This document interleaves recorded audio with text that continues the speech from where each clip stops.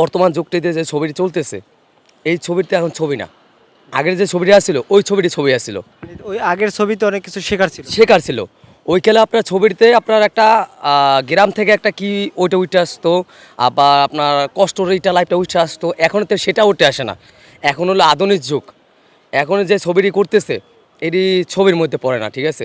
আমি হলে যাই না, আপনার যে সময় মান্না ভাই মারা গেছে আমি মনে হয় 3বার গেছি আমার লাইফে, তাছাড়া মানে এই শাকিব খানের ছবি 2বার দেখছি।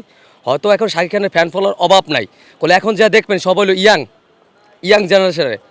আর আগের যে মানুষটি আছিল, যদি একটা বুড়া চাচারও জিগান যে ভাই আপনি কার ছবি দেখতে পছন্দ করেন, কার ছবি দেখতে পছন্দ করেন, নানারও যদি জিগান, সেই মুরব্বীও একটা কথা বলবে যে সে সময় মান্না ভাইয়ের ছবি দেখতে পছন্দ করতাম। আচ্ছা, এখন আমরা দেখতে পাই চায়ের স্টলে আপনার মান্না সাহেবের সিনেমা যখন চালু হয় তখন মানুষ মন দিয়ে তাকিয়ে থাকে। আসলে এই বিষয়টা কেমন মনে হয় আপনার? ওই যে ভালোবাসা, ওই যে তার ভালোবাসাটা, তার যে কটা ছবিতে উঠে আসতো বাপ মার একটা শাসন, একটা ভালোবাসা, একটা সব কিছু ওই ছবিতে উঠে আসতো।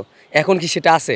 মান্না সাহেবরা আমি যে সময় আমি শুনছি, তার ছবি আমি দেখছি, ঠিক আছে, ওই তো না আমি মান্নার ভক্ত আছিলাম। এখন যে বর্তমানে যে যুগটা চলতেছে, ঠিক আছে, এই যুগে যদি মান্না ভাই থাকতো, ভাই বিশ্বাস করেন এখনের দিনে সবচেয়ে বাপ মার দিকে একটা সেবা করতো।